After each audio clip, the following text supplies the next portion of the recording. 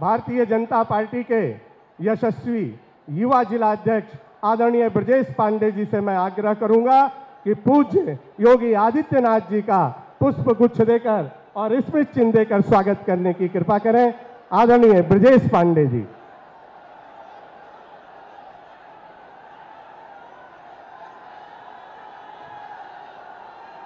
इसी क्रम में अपने स्थानीय विधायक परम आदरणीय श्री सुभाष त्रिपाठी जी से और यहाँ के प्रत्याशी युवा कर्मठ प्रत्याशी भैया करण भूषण सिंह जी से भी आग्रह करूंगा कि अपने उत्तर प्रदेश के यशस्वी पूज्य योगी आदित्यनाथ महाराज जी का पुष्प गुच्छ और स्मृति चिन्ह देकर स्वागत करने की कृपा करें।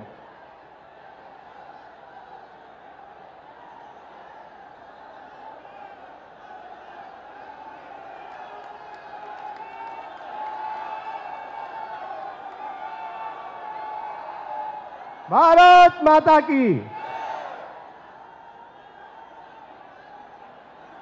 अब मैं अपने जिले के युवा अध्यक्ष आदरणीय ब्रजेश पांडे जी से आग्रह करूंगा कि आप आए और आदरणीय मुख्यमंत्री जी सहित अतिथियों का स्वागत भाषण करने की कृपा करें।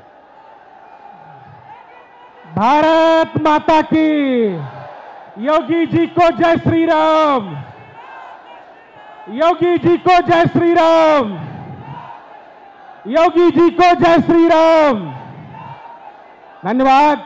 आज लोकसभा कैसरगंज के अंतर्गत विधानसभा प्रयागपुर के इस भव्य जनसभा में मंच पर उपस्थित उत्तर प्रदेश के लोकप्रिय जनप्रिय कार्यकर्ताओं के संरक्षक एसएसबी प्रदेश के मुख्यमंत्री श्रद्धेय पूज्य योगी आदित्यनाथ जी का इस महाराजा सुहेल देव जी की पराक्रम की भूमि और बाबा राम प्रकाश की इस पावन नगरी पर हार्दिक स्वागत और अभिनंदन है।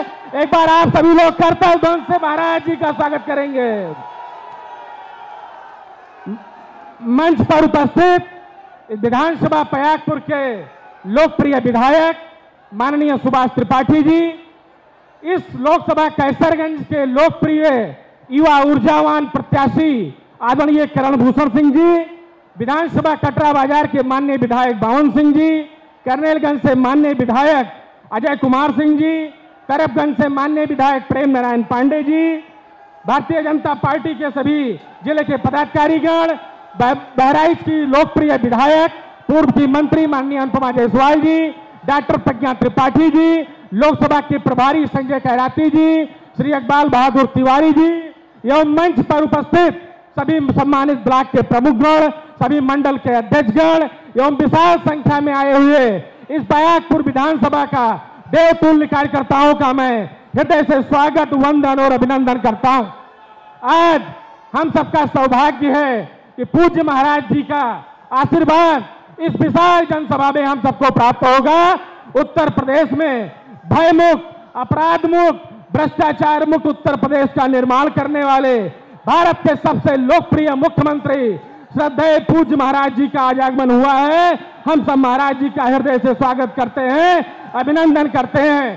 भारतीय जनता पार्टी के हमारे जो महापुरुष की संकल्पना को साकार करने वाले महाराज जी ने उत्तर प्रदेश में अंत्योदय की संकल्पना को साकार किया है और आपके नेतृत्व में उत्तर प्रदेश की सभी 80 लोकसभा सीटों पर भारतीय जनता पार्टी के प्रत्याशी ऐतिहासिक मतों से विजयी होने जा रहे हैं। मैं आज पुनः महाराज जी का और मंच सभी वरिष्ठ जनों का हृदय से अभिनंदन करता हूं, स्वागत करता हूं, नमन करता हूं।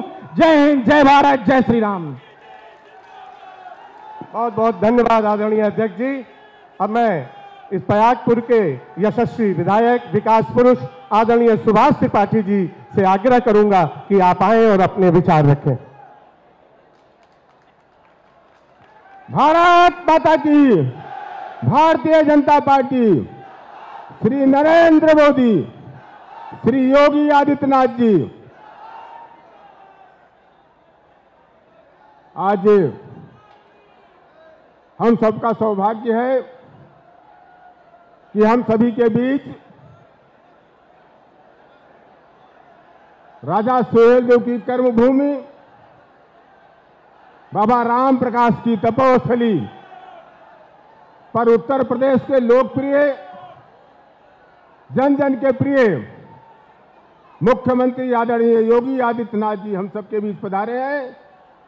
हम उनका इस प्रयागपुर के विधानसभा की तरफ से आपका हार्दिक अभिनंदन करते हैं, वंदन करते हैं, स्वागत करते हैं। आज के इस जनसभा में उपस्थित प्रत्याशी श्री करणभूषण सिंह जी,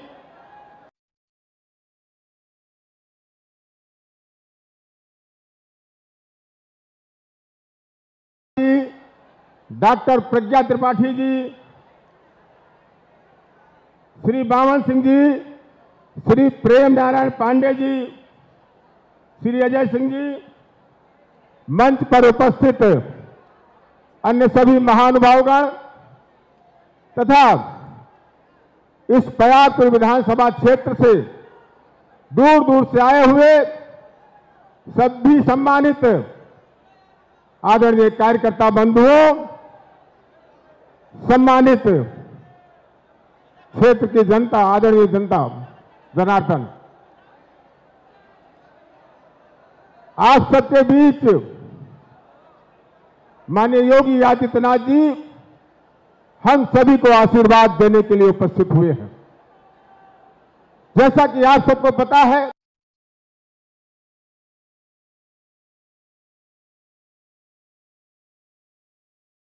और 2022 में आशीर्वाद प्राप्त हुआ है।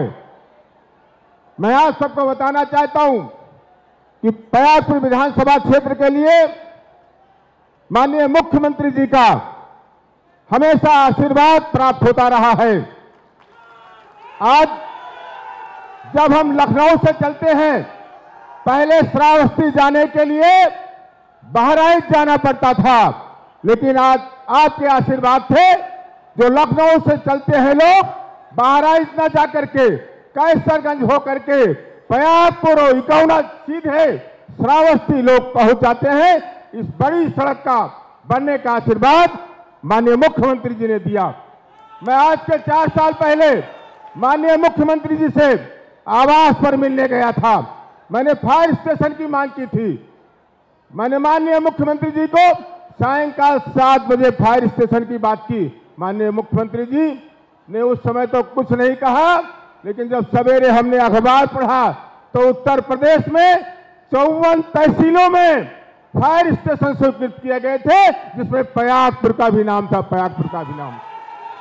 माननीय मुख्यमंत्री जी, आपके आशीर्वाद से हमारी प्रयागपुर विधानसभा क्षेत्र में 1 लाख से ज्यादा किसानों को किसान सम्मान निधि का लाभ मिल रहा है और उसी तरह से 1,70,000 लोगों को आयुष्मान भारत का भी लाभ मिल रहा है। मैं आज सबसे यह अपील करना चाहूंगा कि जिस तरह से आपका आशीर्वाद लगातार मिलता रहा है, श्री करणभूषण सिंह जी हमारे लोकप्रिय प्रत्याशी हैं, युवा हैं और हम सबकी समस्याओं का आसानी से समाधान कर सकते हैं। इसलिए 20 तारीख को इसी तरह की गर्मी रहेगी जिस तरह से आज आप सब लोग इस चिलचिलाती धूप में उपस्थित हुए हैं। उस दिन भी आप सभी लोग पोलिंग स्टेशन पर जाकर के कमल के बटन को दबाएंगे, ऐसा मुझे पूरा विश्वास है। और आप सभी लोग पुनः माननीय योगी आदित्यनाथ जी का कर्तव्य ध्वनि से स्वागत करने की कृपा करें। बहुत बहुत धन्यवाद, बहुत बहुत धन्यवाद। जय हिंद, जय भारत, जय श्री राम। बहुत बहुत धन्यवाद आदरणीय विधायक जी। अब मैं अपने इस कैसरगंज लोकसभा क्षेत्र से युवा और कर्मठ प्रत्याशी भैया करणवीर सिंह जी से आग्रह करूंगा कि आप आए और जनमानस से आशीर्वाद प्राप्त करते हुए अपनी बात रखें। भैया करणवीर से। बोले बजरंगबली महाराज की, भारत माता की जय, जय श्री राम। आज के इस कार्यक्रम में मुख्य अतिथि मेरे पिताजी के अभिन्न मित्र, मेरे अभिभावक, उत्तर प्रदेश के यशस्वी मुख्यमंत्री श्री योगी आदित्यनाथ जी का मैं अपने समस्त कैसरगंज की जनता की तरफ से हार्दिक स्वागत, वंदन, अभिनंदन करता हूं। वह मंच पर उपस्थित समस्त सम्मानित बंधुओं का इस कार्यक्रम में स्वागत, अभिनंदन करता हूं। माननीय यशस्वी प्रधानमंत्री श्री नरेंद्र मोदी जी व उत्तर प्रदेश के यशस्वी मुख्यमंत्री श्री योगी आदित्यनाथ जी के नेतृत्व में डबल इंजन की सरकार के प्रयासों से पूरे भारत एवं उत्तर प्रदेश के लगातार विकास की गंगा बह रही है। हम अगर बात करें तो केंद्र में 2014 से पहले गैर भाजपा सरकारों ने जिस तरह भ्रष्टाचार मचाकर विकास का कार्य बिल्कुल पटरी से उतार दिया था, 2014 में माननीय नरेंद्र मोदी जी के भारत में प्रधानमंत्री के रूप में तथा 2017 में हमारे यशस्वी मुख्यमंत्री जी के उत्तर प्रदेश का कार्यभार संभालने के बाद से हमारे प्रदेश में लगातार विकास के नए आयाम गढ़े जा रहे हैं। आज हम चाहे स्वास्थ्य सेवा की बात करें, शिक्षा सेवा की बात करें, गरीबों के लिए मुफ्त राशन की बात करें, बेटियों की पढ़ाई व सुरक्षा की बात करें, कानून व्यवस्था की बात करें, सड़कों की बात करें, चाहे बिजली की बात करें, चाहे वाटर सप्लाई की बात करें, किसी भी विषय पर जितने कार्य भारतीय जनता पार्टी के कार्यकाल में हुए हैं, पूर्व में कभी ऐसा नहीं हुआ। और ये सिर्फ इसलिए संभव हो पाया है कि आपने अपने वोट की शक्ति से भारतीय जनता पार्टी को केंद्र में और उत्तर प्रदेश में लगातार अपनी सेवा करने का अवसर दिया है। आप सभी को निवेदन करना चाहता हूं कि हमारे अभिभावक के रूप में इस कार्यक्रम में मुझे आशीर्वाद देने के लिए आए हुए उत्तर प्रदेश के यशस्वी मुख्यमंत्री जी एवं माननीय प्रधानमंत्री श्री नरेंद्र मोदी जी के 400 कमल की फूल की माला का जो प्रण है, उसमें एक कमल का फूल कैसरगंज से भी आप लोग जोड़कर जरूर भेजें। मुझे अपना आशीर्वाद दीजिए, जिसमें हमारे यशस्वी प्रधानमंत्री लगातार तीसरी बार हमारे देश का बागडोर संभाल सके। बहुत बहुत धन्यवाद। एक बार हाथ उठा के आशीर्वाद के रूप में बोले जय श्री राम। अब मैं आग्रह करूंगा अपने उत्तर प्रदेश के यशस्वी मुख्यमंत्री परम आदरणीय पूज्य योगी आदित्यनाथ जी महाराज से कि हम सबको अपना आशीर्वाद प्रदान करें। भारत माता की, भारत माता की, भारत माता की, वंदे वंदे वंदे। बालार्क ऋषि की पावन धरा, जिनके नाम पर बहराइच पड़ा है, और राष्ट्र रक्षक महाराज सुहेलदेव की इस क्रांति धरा पर आज प्रयागपुर की जनता जनार्दन का मुझे दर्शन करने का सौभाग्य प्राप्त हो रहा है। इस पावन धरा को कोटि कोटि नमन करते हुए आप सभी प्रयागपुर वासियों का मैं हृदय से अभिनंदन करता हूं, स्वागत करता हूं। मंच पर उपस्थित भारतीय जनता पार्टी के जिला के अध्यक्ष श्री ब्रजेश पांडे जी, हमारे लोकप्रिय विधायक श्री सुभाष त्रिपाठी जी, श्रीमती अनुपमा जायसवाल जी, श्री बावन सिंह जी, श्री प्रेम नारायण पांडे जी, श्री अजय कुमार जी, विधान परिषद सदस्य डॉक्टर प्रज्ञा त्रिपाठी जी, और केसरगंज लोकसभा क्षेत्र से भारतीय जनता पार्टी के एक युवा और कर्मठ प्रत्याशी श्री करण भूषण सिंह जी, और उपस्थित केसरगंज लोकसभा क्षेत्र के प्रयागपुर विधानसभा क्षेत्र से जुड़े हुए मेरे सभी उपस्थित बहनों और भाइयों, मैं सबसे पहले आप सबका हृदय से अभिनंदन करता हूं। इतनी भीषण गर्मी में भी आपको पंडाल में जगह नहीं मिला, लेकिन तब भी बाहर खड़े हैं। धूप की परवाह के बगैर एक ही लक्ष्य है, और वह है कि अपने कर्मठ और युवा प्रत्याशी करण भूषण को भारी बहुमत से विजयी बना करके विरोधियों के मुंह पे तमाचा मारना है। और इसके लिए मैं आप सबका हृदय से अभिनंदन करता हूं। बहनों और भाइयों, देश के अंदर 3 चरणों का चुनाव संपन्न हो गया है। चौथे चरण में हम सबको भी चुनावी भागीदार में कल भागीदार बनना है। बहराइच की जनता को भी जाना है। केसरगंज 5वें चरण में आएगा, यानी अब तक आधा चुनाव हो चुका है और कल के बाद जब कल मतदान होगा तो मतदान के बाद पूरे देश के अंदर अब तक जो मोदी लहर थी, यह मोदी लहर एक सुनामी बनने वाली है, क्योंकि जनता ने ठाना है कि फिर एक बार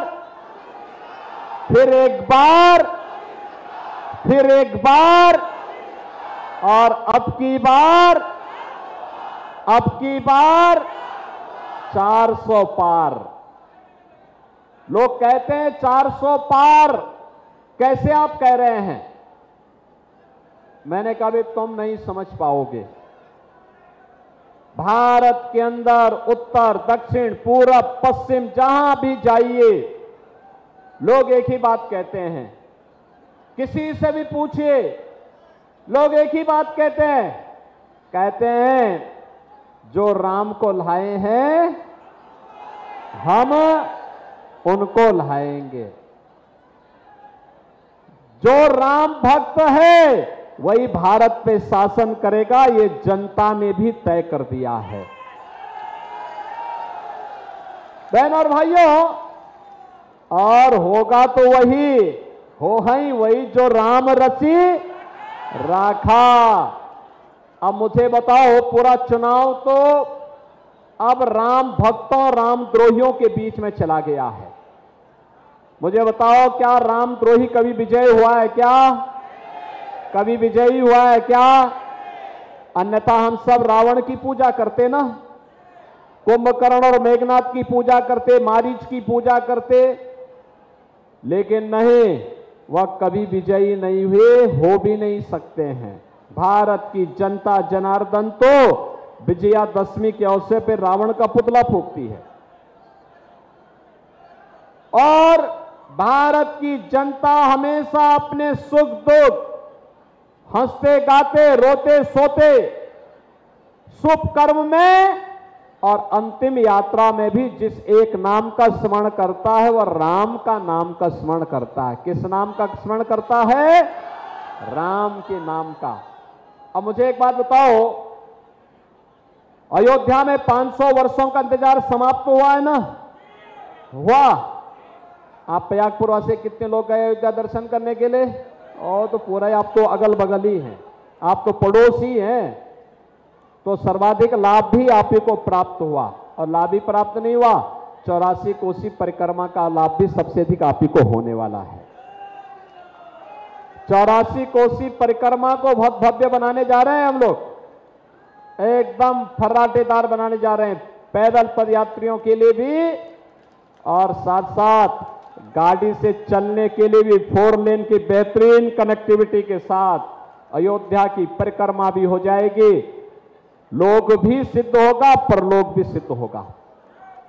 बहन और भाइयों, आज दुनिया कह रही है कि जो काम भारत के अंदर अयोध्या में हुआ, दुनिया के अंदर कहीं नहीं हो सकता, कहीं नहीं हो सकता। 500 वर्षों के बाद ये कांग्रेस और समाजवादी पार्टी के लोग तो ये मानते थे कि अयोध्या में राम मंदिर कभी नहीं बन पाएगा, इसलिए बहकाने के लिए क्या कहते थे? सपा के लोग क्या कहते थे?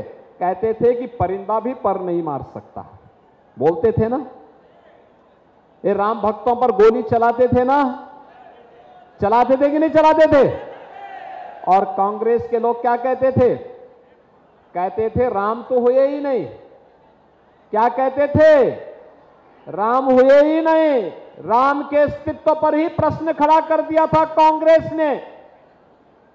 यानी राम के अस्तित्व पर प्रश्न खड़ा करने का मतलब हम और आप सबके अस्तित्व पर प्रश्न खड़ा कर देना। और इन लोगों के द्वारा आज भी यही बयान दिए जा रहे हैं। कांग्रेस के एक बुद्धिदाता हैं, उनके द्वारा कहा जा रहा है कि राम यानी अयोध्या में राम, भारत के अंदर राम मंदिर का निर्माण भारत के विपरीत हुआ है। आप मुझे बताओ, आज राम मंदिर का समर्थन करते हैं कि नहीं करते हैं? करते हैं ना? हर भारतवासी करता है ना? हर सनातन धर्मावलंबी खुश है ना इस बात को लेकर के? और समाजवादी पार्टी के राष्ट्रीय महासचिव क्या कह रहे हैं? कह रहे हैं राम मंदिर का निर्माण बेकार हुआ है। अरे बेकार तो आप लोग हैं, बोझा हैं इस समाज के लिए। जब सत्ता में आने का अवसर प्राप्त हुआ, जब सत्ता में आने का अवसर प्राप्त हुआ तो राम भक्तों पर गोली चलाते हैं। जब सत्ता पे अवसर हुआ तो गरीबों को लूटते हैं। बेटी और व्यापारी की सुरक्षा के लिए इन लोगों ने उस समय समस्या खड़ी की थी और आज कहते हैं कि राम मंदिर बेकार बना है। बहनों और भाइयों, ये राम मंदिर पर उठने वाली एक एक उंगली, दो ही लोग नाराज हैं, या तो रामद्रोही और या पाकिस्तान। समझ रहे होंगे ना? जो रामद्रोही है या पाकिस्तान, इन्हीं दोनों लोगों को राम मंदिर से बुरा लगा है। और बाकी पूरा हिंदुस्तान कह रहा है कि जो राम को लाए हैं हम उनको लिहाएंगे। और बहनों और भाइयों, मैं इसीलिए आया हूं, करण भूषण तो परम राम भक्त हैं, खानदानी राम भक्त हैं। ये पयागपुर तो खानदानी राम भक्त है, बहराइच तो खानदानी राम भक्त है। ये वही भूमि है जिस भूमि ने सोमनाथ मंदिर के गुनाहगार सालार मसूद को जहन्नुम में पहुंचा करके, रसातल पर पहुंचा करके भारत के धर्म की रक्षा की थी। महाराज सुहेलदेव की ये पावन भूधरा है। और इसीलिए पयागपुर के महाराजा भी यहां आए हैं, वे भी अपना आशीर्वाद करण भूषण को देने के लिए आए हैं। उन्होंने जमीन दान दी और हम लोगों ने महाराज सुहेलदेव का भव्य स्मारक बना दिया ना। अरे हमारे पूर्वज थे, हमने बनाया है, हम बनाएंगे। क्योंकि मोदी जी ने क्या कहा? हमें अपनी विरासत पर गौरव की अनुभूति होनी चाहिए। ये हमारी विरासत है। महाराज सुहेलदेव ने आज से 1000 वर्ष पहले उस विदेशी आक्रांता को धूल चटा करके, उस नराधम पिशाच को जिसने सोमनाथ के मंदिर को पवित्र किया था, उसको रसातल पर पहुंचा करके भारत की रक्षा करने का काम किया था। और उनका भव्य स्मारक यहां पर बहराइच में ही हम लोगों ने बना दिया है।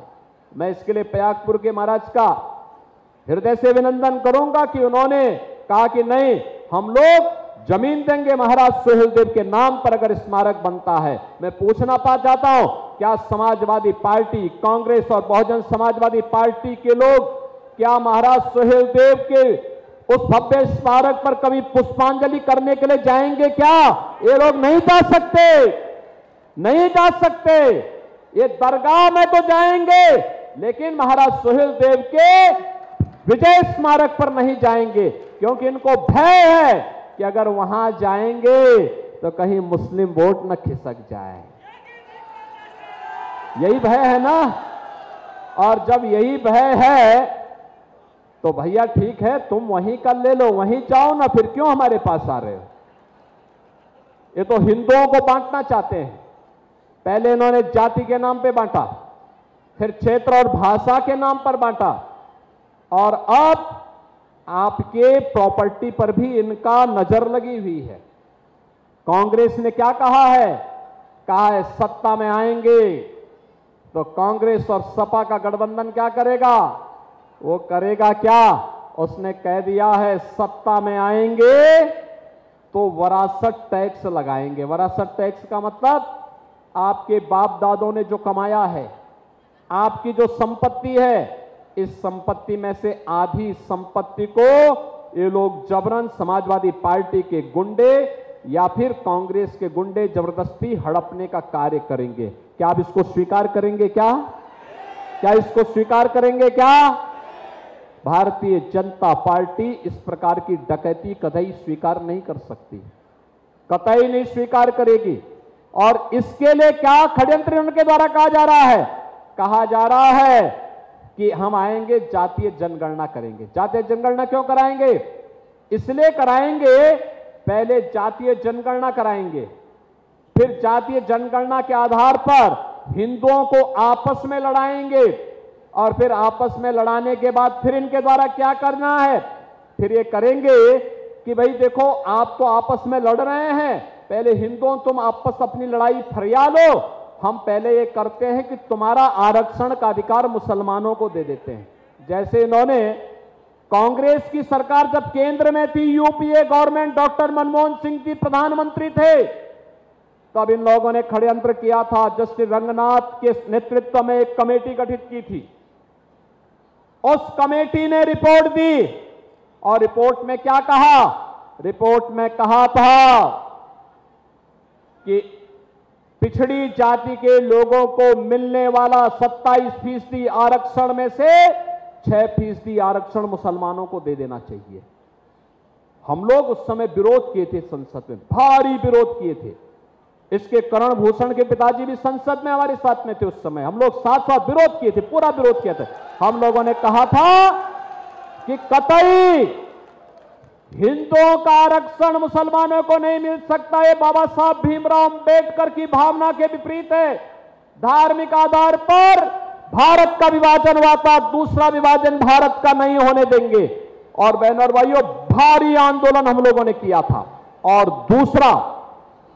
दूसरा इनको फिर जब यहां पे सफल नहीं हुए तो इन्होंने जस्टिस राजेंद्र सच्चर की अध्यक्षता में कमेटी गठित की। जस्टिस राजेंद्र सच्चर ने अपनी रिपोर्ट में क्या कहा? उन्होंने कहा था कि मुसलमानों की कुछ जाति को अनुसूचित जाति में शामिल करके फिर उनको अनुसूचित जाति का आरक्षण दे देना चाहिए। हमने इसका भी विरोध किया था, कहा था ये अनुसूचित जाति में उनके आरक्षण में अनुसूचित जाति और अनुसूचित जनजाति के अधिकारों पर, आरक्षण के अधिकार पर जो बाबा साहब भीमराव अंबेडकर ने उन्हें दिया है, इसमें सेंध लगाने का प्रयास है। भारत इसको स्वीकार नहीं करेगा, और हमने तब भी विरोध किया था। अब कांग्रेस एक तो ये करने जा रही है, और दूसरा क्या करने जा रही है? दूसरा फिर जब आपस में सब लड़ भिड़ लेंगे, फिर क्या करेंगे? ये विरासत टैक्स आप पे लगा देंगे। विरासत टैक्स का मतलब आपकी आधी संपत्ति। आपने कांग्रेस के बुद्धिदाता सेम पित्रोदा का बयान पढ़ा होगा, जिस बयान में वो कह रहा है कि विरासत टैक्स लगाएंगे। और राहुल गांधी ने भी अपने मैनिफेस्टो में यही बात कही है। क्या बात कही है? उसने कहा था एक झटके में गरीबी हटा देंगे। क्या कहा? एक झटके में गरीबी हटा देंगे। उनसे पूछा किसी पत्रकार ने कैसे एक झटके में हटाएंगे? उसने कहा था कि हम विरासत टैक्स लगा देंगे। विरासत टैक्स का मतलब आपकी आधी प्रॉपर्टी ये लोग अपने कब्जे में ले लेंगे और फिर उसका बंदरबांट अपने अनुसार करेंगे। क्या आप इसको स्वीकार करेंगे? क्या भारत इसको स्वीकार करेगा? क्या? और बहनों और भाइयों, एक खतरनाक काम ये और करना चाहते हैं। क्या काम करना चाहते हैं? इन्होंने क्या कहा अपने मैनिफेस्टो में? इन्होंने कहा है कि अगर हम सत्ता में आए, जो कभी नहीं आना है लेकिन फिर भी इनके मंसूबे को क्या बताता है, इन्होंने कहा है सत्ता में आए तो सत्ता में आने के बाद इन्होंने एक और बात कही है, आएंगे तो अल्पसंख्यकों को उनके रुचि के अनुसार खान पान की खुली छूट देंगे। बहनों और भाइयों, मैं पूछना चाहता हूं, अल्पसंख्यक क्या को अलग से खाता है क्या? अरे वही तो खाता होगा, दाल चावल रोटी सब्जी फल केला सेब, यही खाता होगा ना, यही खाता होगा। जो हिंदू खाता वही मुसलमान भी खाता है। बस एक खान पान में हमें मतभेद है, वह है हिंदू गौ मांस नहीं खाता है, नहीं खाता है, खाएगा भी नहीं, और गौ माता को कटने भी नहीं देगा। क्या गौ माता को कटने देंगे? क्या कांग्रेस और सपा के षड्यंत्र को सफल होने देंगे? क्या? तो मैं इसीलिए आपके पास आया हूं कहने के लिए, आपके पास आज के दिन पर तो कहने के लिए है, आने वाली पीढ़ी के लिए भी, इस लोक में आने वाली पीढ़ी को बताने के लिए, अरे हमने अपनी आंखों के सामने अयोध्या में रामलला को 500 वर्षों के बाद विराजमान होते हुए देखा है। बोल पाएंगे ना आप? बोल पाएंगे ना? आने वाली पीढ़ी को बोलेंगे ना? और इस लोक के बाद जब पूर्वजों के पास जाएंगे तो वहां भी बोलेंगे। इस बात को बोलने का अधिकार होगा ना कि देखिए, अपने पूर्वजों को आप भी बड़े गर्व के साथ कह पाएंगे कि जो आपकी आस थी, जो आपकी तमन्ना थी, जो आपका संकल्प था, उसको हमने पूरा किया है, हमारे वोट ने पूरा किया है। अयोध्या में रामलला को हम विराजमान करके आए हैं। बहनों और भाइयों, पुण्य ही पुण्य आपके हाथ में। लेकिन अगर ये गौ मांस खाने वालों को चुनाव जिता करके भेजेंगे तो ये पाप भी तो आपके साथ चढ़ेगा। चढ़ेगा कि नहीं चढ़ेगा? क्या ये पाप करेंगे? क्या ये पाप नहीं होना चाहिए, कतई नहीं होना है। और इसलिए बहनों और भाइयों, मैं आपके पास आया हूं। मोदी जी के नेतृत्व में आज भारत दुनिया के अंदर सम्मान प्राप्त कर रहा है। सीमाएं सुरक्षित हैं, आतंकवाद और नक्सलवाद नियंत्रण में है। अब तो जोर से पटाखा फट जाए ना तो पाकिस्तान पहले सफाई देता, साहब मैंने नहीं कोई काम किया है, क्योंकि उसे मालूम है लेने के देने न पड़ जाए। और बहनों और भाइयों, देश के अंदर विकास की योजनाएं, हाईवे, रेलवे, एयरपोर्ट, बहराइच का एयरपोर्ट भी चल गया है, प्रारंभ हो गया है। और मेडिकल कॉलेज गोंडा में, बहराइच में, बलरामपुर में, कोई सोचता था यहां मेडिकल कॉलेज बनेंगे? आज मेडिकल कॉलेजों की एक लंबी श्रृंखला तैयार हो रही है। हर घर नल की योजना, बाढ़ की समस्या का समाधान, और गरीबों के लिए इतनी योजनाएं, इतनी योजनाएं, इतनी योजनाएं। बहनों और भाइयों, 80 करोड़ लोग फ्री में राशन की सुविधा का लाभ प्राप्त कर रहे हैं। कितना? 80 करोड़। कितना? और पाकिस्तान की आबादी कितनी है? 23 से 24 करोड़। कितना है? 23 से 24 करोड़। यूपी से भी छोटा है, यूपी से भी छोटा है। और बहनों और भाइयों, वहां लोग भूखों मर रहे हैं।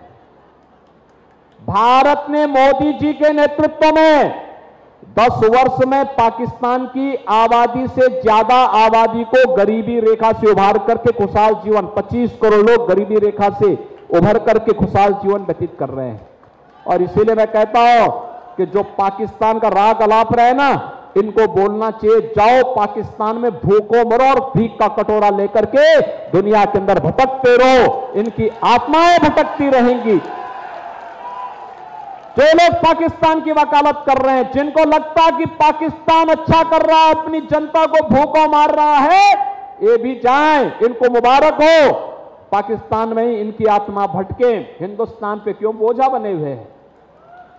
गरीब को फ्री में राशन भी मिल रहा है, उपचार की सुविधा भी मिल रही है, जनधन अकाउंट भी खुल गए हैं, और किसान सम्मान निधि का लाभ भी प्राप्त हो रहा है, जो अभी सुभाष त्रिपाठी जी कह रहे थे। गरीब को मकान भी मिल रहा है, घर में शौचालय भी बन गया है।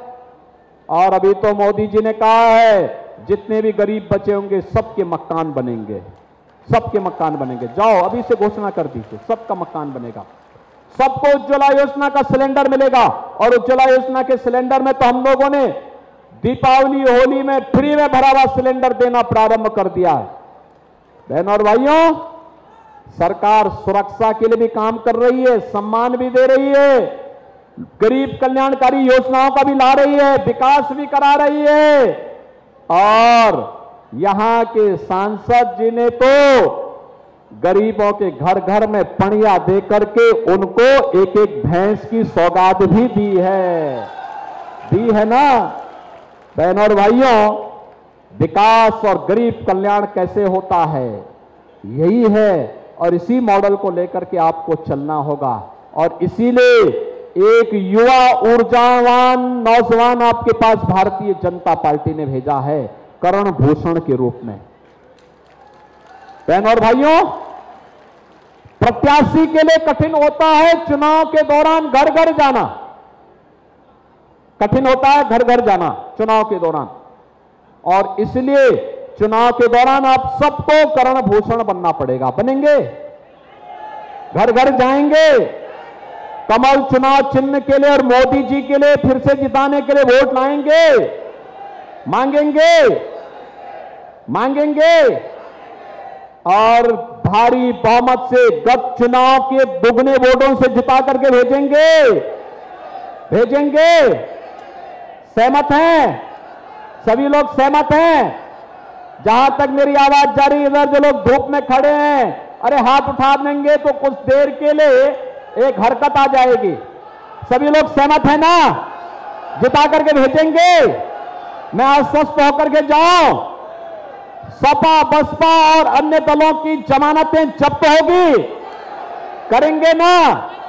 तो उसी जमानत जब्त करवाने के लिए जो रामद्रोही हैं, पाकिस्तान समर्थक हैं, आतंकवाद के समर्थक हैं, विकास विरोधी हैं, गरीब कल्याण विरोधी हैं, इन सब की जमानतें जब्त होनी चाहिए। जब्त कराएंगे। दोनों हाथ ला करके मेरे साथ बोलेंगे, भारत माता की, भारत माता की, भारत माता की जय श्री राम, जय जय श्री राम।